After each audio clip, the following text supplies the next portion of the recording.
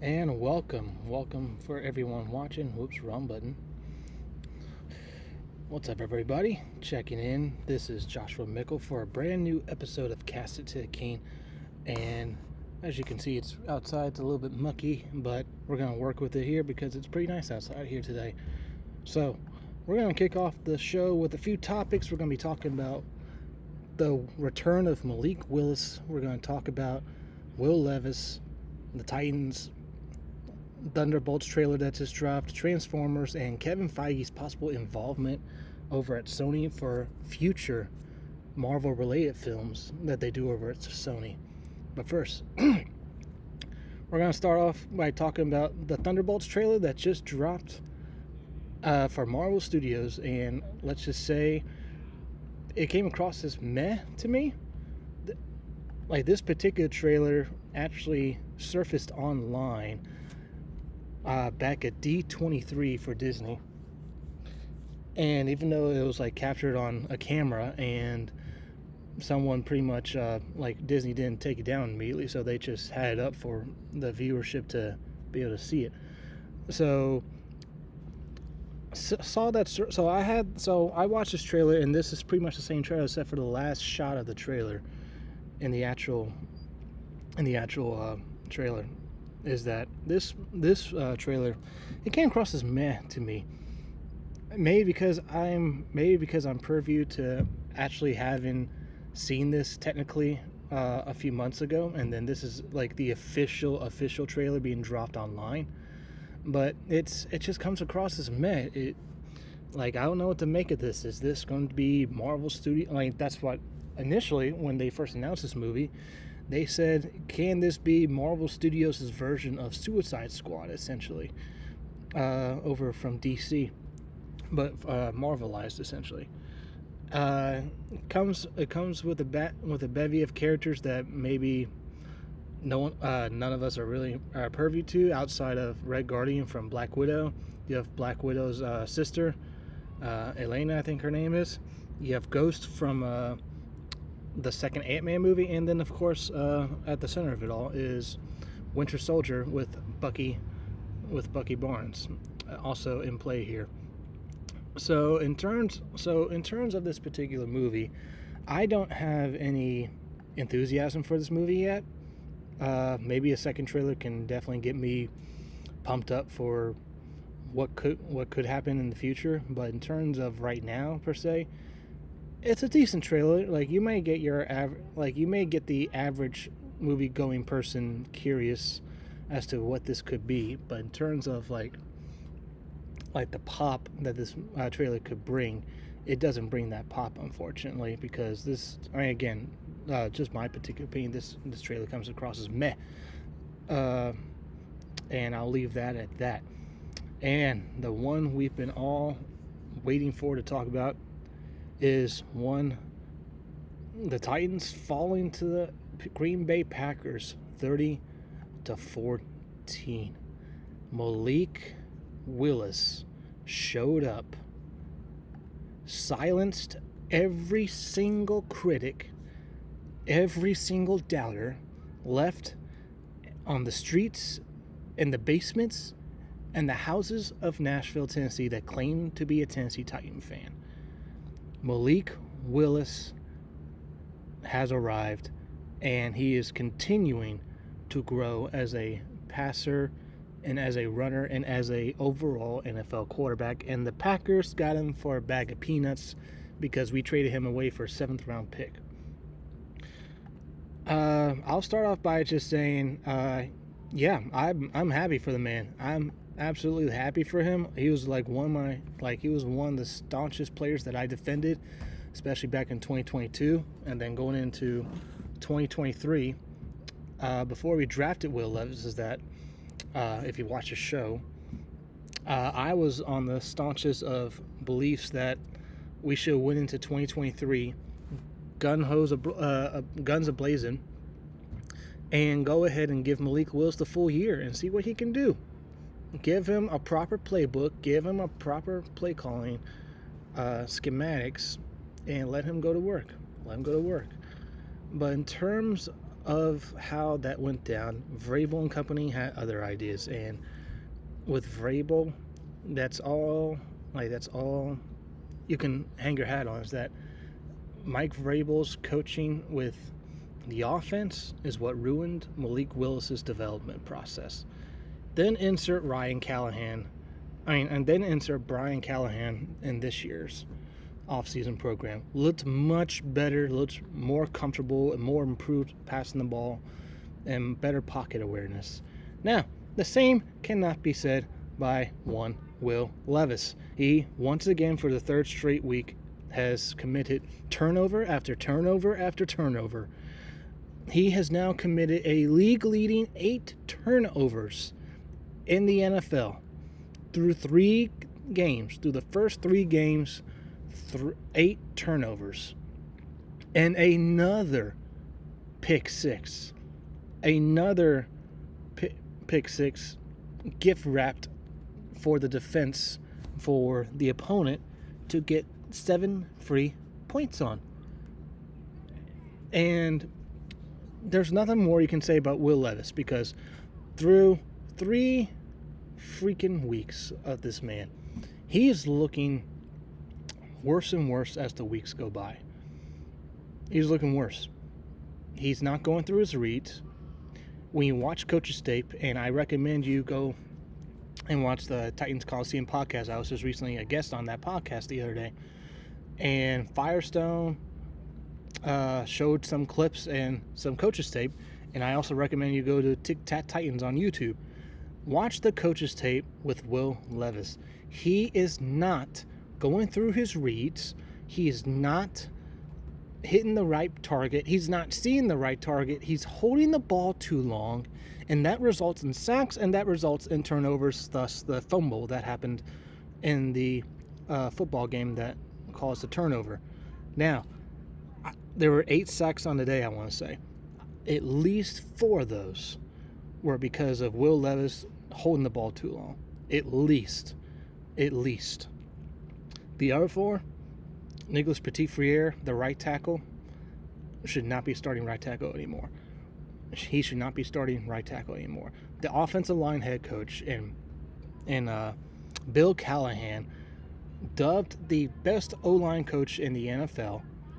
We got him for free, essentially, from the Cleveland Browns. Comes over to Tennessee and expected to make this line at least somewhat decent. Now, if you can't coach him up, then you got yourself a stupid player, essentially, on your squad. And Dylan Radins, who's starting at right guard, who we drafted to be the left tackle of over 4 years ago, North Dakota, was not in the good graces of Mike Vrabel, and we've seen what Dylan Radins, what Bill Callahan means for Dylan Radins. He's done a decently good job on the offensive line. The same cannot be said about Nicholas Petit-Frere, number 78, the right tackle. He was quickly benched after the strip sack fumble. He was quickly benched and alleviated by the coaching staff and say, that's it. We can't have this. Absolutely not. This is unacceptable. And Jalen Duncan, who's no better, did almost just the exact amount, if not worse.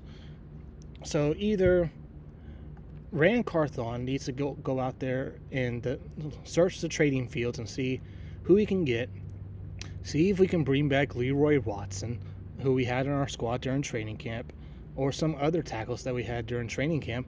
Bring some of those guys back and see what you got, because you got nothing left to lose. You're 0-3. Your right side, at least the far right side with your right tackle, sucks right now, and you have to alleviate that issue in order to continue to evaluate Will Levis. Now, the offensive line as a whole, when you watch the tape, it's holding up enough for Will Levis to do his thing, for Will Levis to make a play. Unfortunately, he's not making the right reads. He's not going through his progressions properly enough, and that it has cost the Titans at least 2 games. The Titans should, at minimum, be 2-1. At minimum, 2-1 right now. They should have beaten the Bears. We gift wrapped that game in the second half to Caleb Williams and company, who, by the way, did nothing. Caleb Williams did nothing. We gift wrapped the game versus the Jets after back-to-back turnovers from Will Levis. And outside of that, when your quarterback keeps turning the ball over, this defense that's stout the first 2 weeks got not only shredded, but they look like they gave up. They look like they were just ready to phone it in, essentially, after they realized there's nothing our offense can do, and we gotta why put up with this offense? Why should we give forth our 110% effort? Now, that leads to another question on this whole topic. 0-3, Will Levis is looking as bad as Ryan Leaf, if you can believe it. He's looking as bad as Ryan Leaf. So, where do you go from here? Right now, the Titans are almost at the top of the pecking order for first overall in the NFL draft next year. And the many quarterbacks that are out there are Carson Beck, you have Shedeur Sanders, you have Cam Ward, and you have Quinn Ewers out of Texas. You have those options, possibly a quarterback at your disposal. Now, Shedeur, who we just had Micah on like almost a year ago, essentially, loves this guy. He recently against Baylor just let it all out. He just let it all out. He threw 2 back-to-back Hail Marys with success. One was dropped, and the next one later was not dropped. Shedeur Sanders, if the Titans are within striking distance in the NFL draft, like say at worst they are picking anywhere between 8 and 15. If they're within that pecking order of the draft order, come this draft, best believe our owner, Amy Adams, and I believe this, is that Amy Adams has to show the fan base, the players currently on the roster, and her shareholders, this case being the season ticket holders, that have reserved and have tickets for years, and especially for the new stadium coming up. There needs to be a shiny new toy for that new stadium. It cannot be Sam Darnold. It cannot be Baker Mayfield. It cannot be Will Levis. It cannot be Mason Rudolph opening the grand doors of the new Nissan Stadium in a few years when that stadium's complete. It needs to be a young, up-and-coming franchise quarterback that we believe in. Shedeur Sanders definitely has it in terms of that markability to be able to sell jerseys, to be able to get primetime games, to get more eyeballs on Nashville and on the Titans as a whole. He can do that for you. Cam Ward is another option. Up-and-coming quarterback out of Miami who looks really, really good. And if there's a matchup I would love to see in the new college football playoff this year, it's Miami versus Colorado. I would love to see that matchup go down between Cam and Shedeur. But I think if we're in striking distance, I believe Amy Adams is going to say and get the thumbs up from Rand Carthon and Brian Callahan, like, hey, Will Levis ain't it. Will Levis is not a franchise quarterback. And so from there, she's going to pull the trigger and cough up some draft picks if we need to get to the top in the right position to get Shedeur Sanders. Best case scenario is we are somewhere near the top with somebody else, and someone else gets Carson Beck, like the Giants or the Panthers or the Raiders, and then we get next pick and we go ahead and get Shedeur Sanders. Essentially, after that, we become the C.J. Stroud to Carolina's Bryce Young. But in terms of the rest of the year for the Tennessee Titans right now, there's no hope left anymore. There is zero hope left as a Titan fan this year. We're going into next week's game versus Miami. They are down. There are 2 starting quarterbacks. They are down Tua. They are down Skylar Thompson. I'm expecting Tannehill to somehow appear in this game and then beat us. And even if that does not happen, I have zero faith that this team can beat whoever their third-string quarterback is. And if we do win, it'll be like 10-3. A boring game, or 17-3, 17-10. Boring score like last year's game versus the Carolina Panthers, ironically enough. there's zero hope left. And after the bye week, like some people are saying that's when you start Mason Rudolph. No, this is the Will Levis year. If this is a crashing vehicle with Will Levis, which it looks like it is, through 3 games, this is going to be a slow motion car wreck that we are witnessing before our eyes, and something we will have to live through for the rest of the season and have to suffer through. Now, with that down, how about some positives here? The new Transformers movie, Transformers 1, was a great movie. And you are having the director, I think his name is Josh Cooley, if I'm not mistaken. He just his last film, would you believe it? Toy Story 4. So this guy is 2 for 2 in terms of back-to-back directing big hits in the animation department. And Transformers 1, long story short, it's the origin story of Cybertron and also Optimus Prime and Megatron, of how they were bros, how they were a particular mod of Transformer, and then it shows them through their progression of how they become Megatron, Optimus Prime, of how we know them today. This is the best ever Transformers movie. We've had the 80s movie, we've had all the Michael Bay movies, all 5 of them. It is easily better than all of them. All of those. All 6 of those. And then recently, we have the resurgence of this franchise being rebooted with Bumblebee, and then the sequel to that with Transformers Rise of the Beast. Really, really good. Those 2 films, and this film, now 3 films into this rebooted universe. This film takes the cake. This film it's a walk in the park for them. This film delivered on all the goods for them, because this film had a great story, it had a great director, and even when it came to CGI, the CGI was flawlessly done by Lucasfilm CGI department that was in charge of this. Industrial Light and Magic, I believe their name is. Flawlessly done by Lucasfilm's CGI department for Paramount for this particular movie. The writing between Bumblebee, Megatron, Optimus Prime, and I believe her name is Alita, Scarlett Johansson's character robot in the movie. Really, really well fleshed out characters for robots of all things. Like, they humanize the robots, and they, like, you see and you understand these Transformers progression throughout the movie.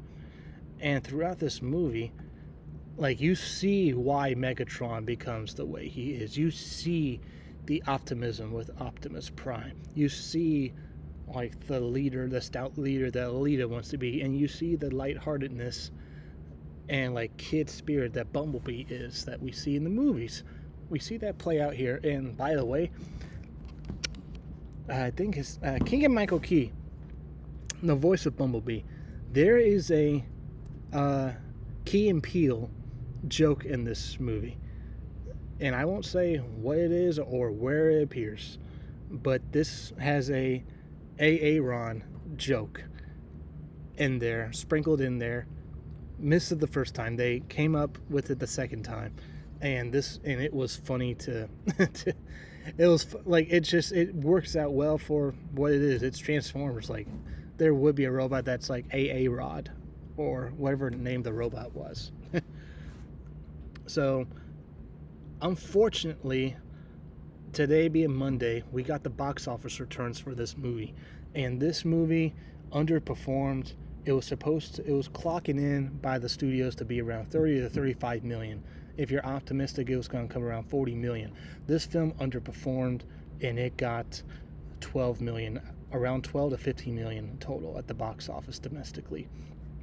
Good news for Transformers is that this film only cost $70 million at the box office. I mean, $70 million to make, which is pretty cheap for Hollywood standards these days. So, a couple of things to take from that, though.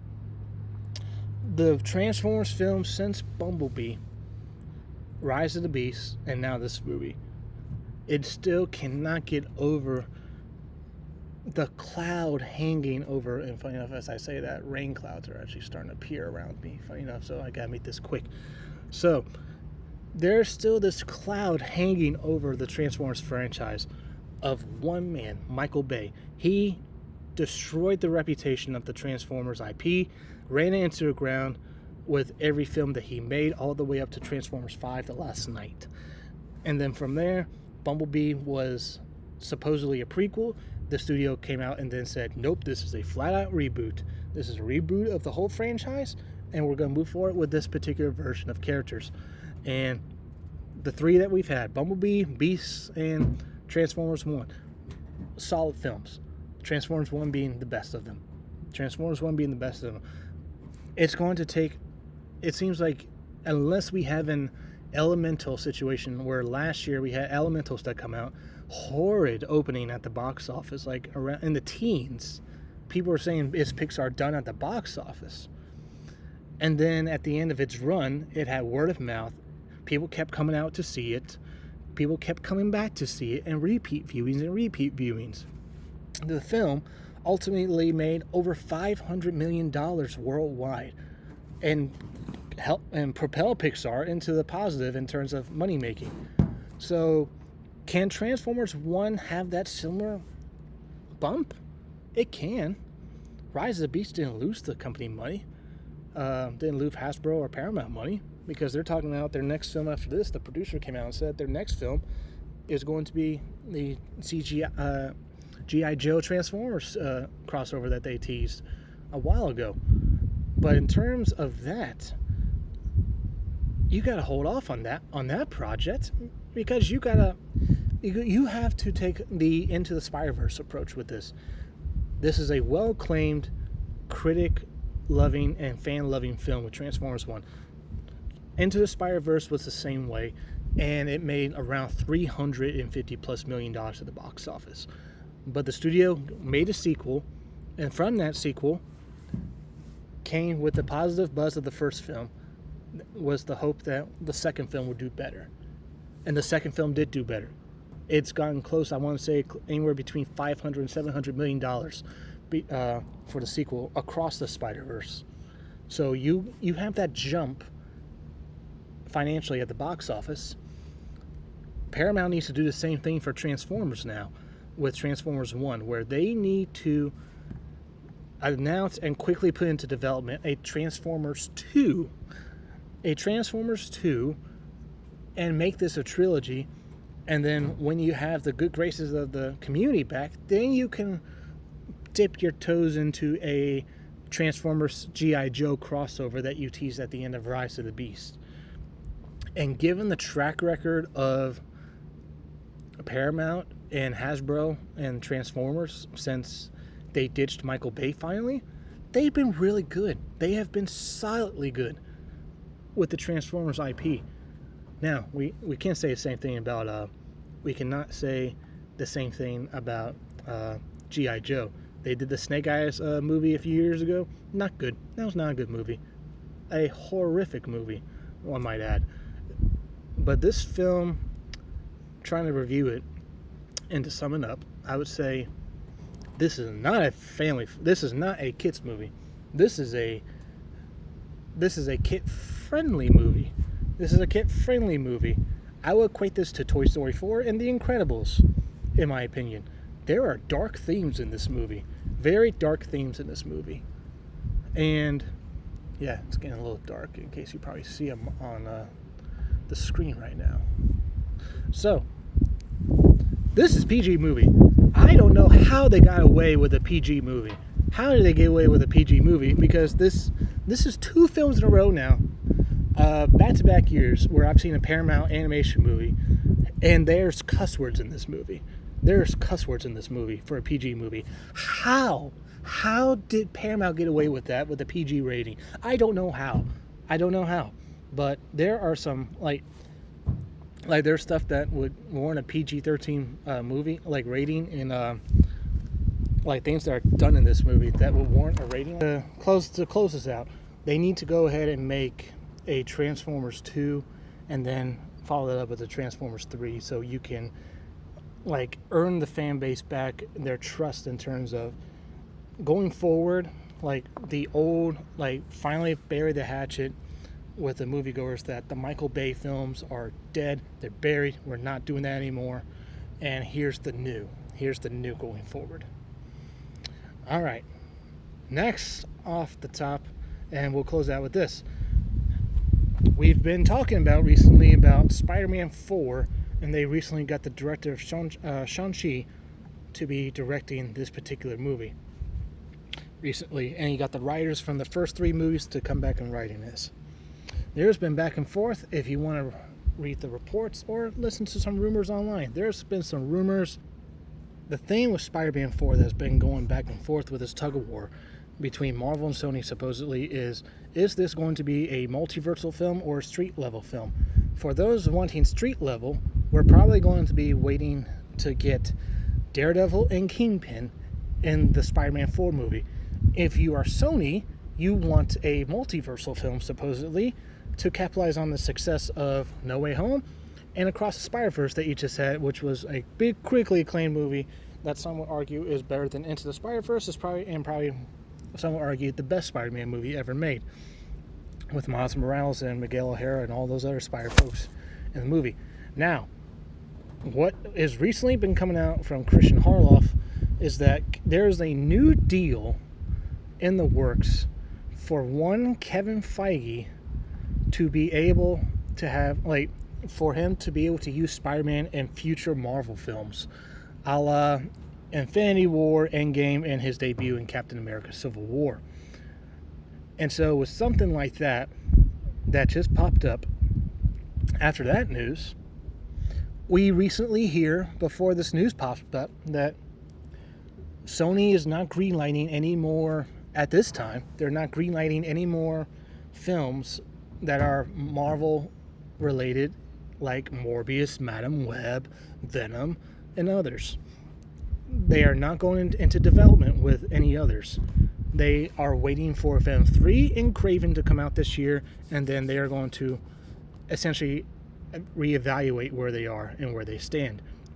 Now, combine that with Kevin Feige having a bigger hand with Spider-Man and including him into a central storyline in Doomsday, and going forward with the MCU as they kick off a new saga, possibly called the Mutant Saga, after the multiverse is over. Combine that with a recent rumor, and I won't say who because I don't want to give them any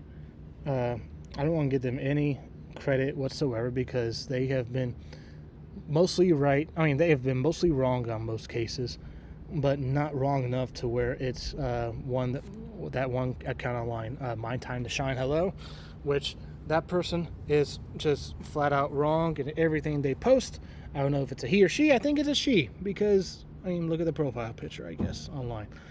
But in terms of that particular thing, though, is that the thing that's coming out is that going forward after Secret Wars is out, Venom is going to somehow tie in to Spider-Man 4, and Spider-Man 4 possibly being set on Battleworld in between Doomsday and Secret Wars for the next Spider-Man movie. There's supposedly going to be a Venom team-up, or Venom appearing in the next up-and-coming Marvel Studios Spider-Man film. Couple that with the lacklusterness of Morbius, Madam Web. Not everyone liked the first Venom movie. The second Venom movie was an improvement, but the box office shows a decline in that. And so when you have those two factors, where audiences are catching on, they're like, this thing may not be for us, for Venom. But everything besides the Marvels, like everything that Kevin Feige has done Spider-Man related, has been gold for Sony. It has been gold for Marvel, Disney, Sony, all parties involved when it comes to making Spider-Man films. There is a recent thing that came out that not only will Kevin Feige want to include Spider-Man in future films going forward that are Marvel's, like say including him in a Fantastic Four cameo or an X-Men appearance or a Shang-Chi 2 appearance, something like that, while at the same time, if Sony according to Comic Book Cast 2, they recently put out a video that said that Sony is looking to reboot their live action like Marvel universe of Spider-Man characters after Kraven's done, after Secret Wars, and that thus doing that they will be able to reboot their line of movies into the Marvel Cinematic Universe, the MCU, with the caveat that Kevin Feige will have the ultimate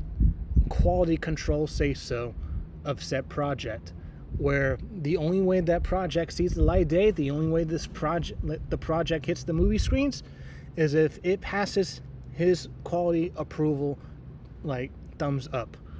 So say for films like Morbius, Madam Web, they probably don't see the light of day. So this back and forth that is now ensuing between Marvel and Sony may be almost coming to rest after Doomsday comes out, after the fourth film comes out, whatever the plot of that is, and then when we get into Secret Wars, where this may all come to bed, where Avi Arad will finally no longer have a say in Spider-Man films going forward, and that Kevin Feige will implement like his head man for Sony to hire to head up their Marvel slate side per se of their live action movies.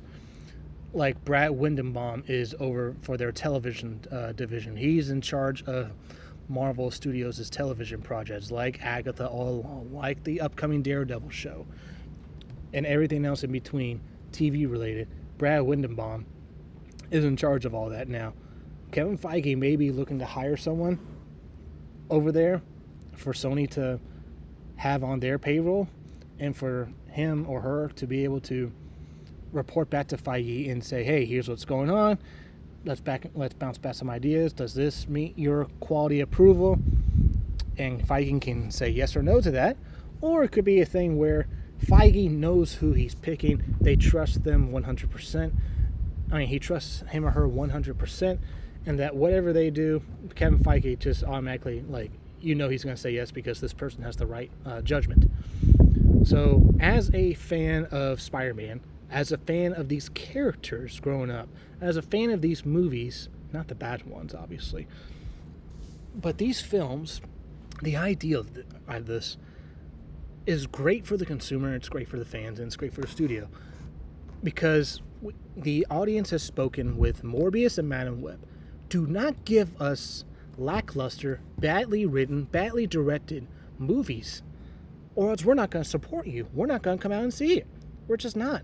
We're not going to. Movie tickets are approaching almost $15 for one ticket.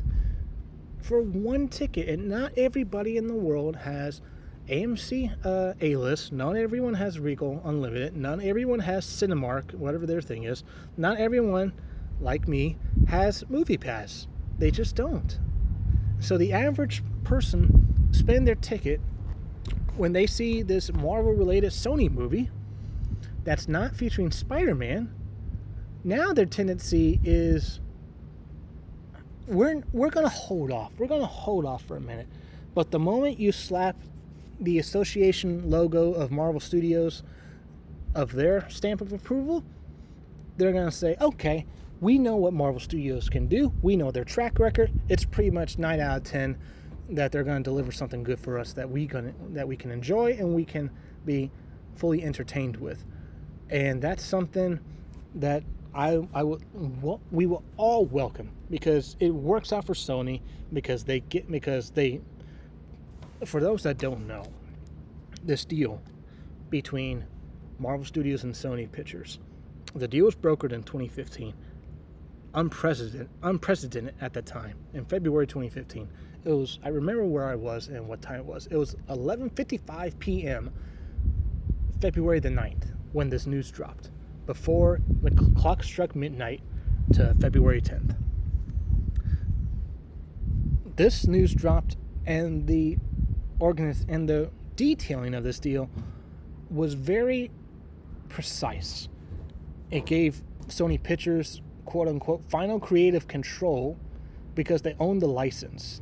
Because Marvel Entertainment owned the license to many of their characters, pretty much went to different companies because they were going to get bankrupt. Now, we are in the year 2024. They have all of them back under their roof. As we saw with the recent Deadpool and Wolverine movie, and all those cameos of previous films and studios' characters popping up in that movie. The only one that's not accounted for is Sony and Spider-Man, because they are the ones making money, and the others didn't. And so, when this deal was structured to where Marvel Studios will be brought in as a production company, and they would make these Spider-Man movies with Kevin Feige and his team making the film for Sony, essentially. And then from there, Sony will have final creative control. But after the deal was made, everyone in the right mind, including the new head at the time, now current head still, Tom Rothman, the the head honcho over at Sony Pictures, said, hey, we're taking a hands-off approach. We know what Marvel Studios can do, and we're not gonna rock their boat. They know what they're doing, and we're gonna let them do it. The deal essentially set up to where every single solo Spider-Man film that was made under the Sony Pictures banner with Marvel Studios as a production company for it, they kept every single dollar of that film, and Marvel Studios got 10% of first gross of the profits. First gross. And that for every single Spider-Man appearance that he makes in Infinity War, Endgame, Captain America Civil War, Sony Pictures doesn't see 1 cent of that. That all stays over with Disney and Marvel, respectively. Now, things almost went awry in 2019, where after Far From Home came out, Sony and Marvel and Disney said, no thank you, we're not going to work together anymore. And then got the deal back on to where now going forward, Marvel Studios and Disney will put up 25% of the budget, and they will get 25% of the profits of the box office, to where Sony Pictures keeps the vast majority of 75%. That is a working deal, and it worked masterfully with No Way Home, almost making $2 billion at the box office in less than 7-ish films have made $2 billion in the history of the box office. And so, And so from there, what you got on your hands is a money-making machine for Sony, and if they want to continue to make money, especially with the related characters they have in their gallery, there are many characters you can do solo films for. Venom was not a bad idea. Morbius wasn't a bad idea. They were just badly written scripts. And going forward, they just need to hire someone that can be point for Marvel for quality control. And I forgot to drop this rating for Transformers 1. This is a really break out the large popcorn movie with extra butter. Go ahead and get that extra butter popcorn, break it out, and have fun watching that animated movie going forward. All right, we're going to close out the show there, and going forward, we're going to try to do less of this because it's quite busy here. It's quite busy for my job this week because we got a Zoe conference coming up. And so, with that being said,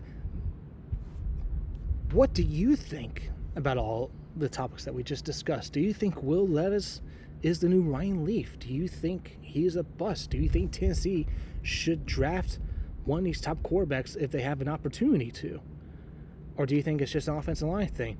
Do you want Mike Vrabel back, who some fans that think so? What do you think of Malik Willis's play with the Packers?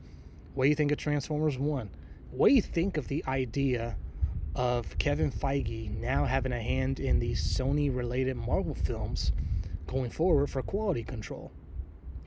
And with that, I'm your host, Joshua Mickle, and as always, keep kicking it to the king.